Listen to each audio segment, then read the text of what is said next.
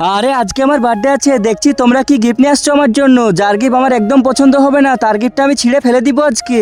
চলো দেখাও। আরে কি তোমরা সবাই চলে এসেছো? আরে ঠিক আছে গিফট দেখাও। আরে বান্ধবী এই দেখ তোর জন্য আমি নরম হার্ড নিয়ে এসেছি। আরে ফাটা গিফট নিয়ে এসেছো, এটা আমার একদমই পছন্দ হয়নি, যা এখান থেকেই। আরে মেহের এখন তোরটা দেখা।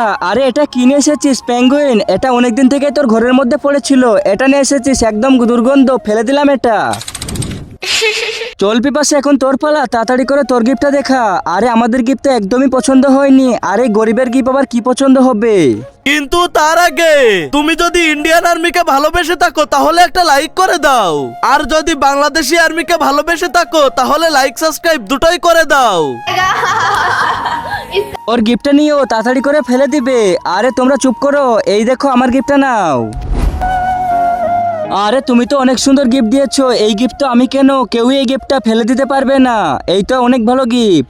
বন্ধুরা আমি কি এটা ঠিক বলেছি? জয় হিন্দ, সবাই এখন এটার জন্য লাইক করো।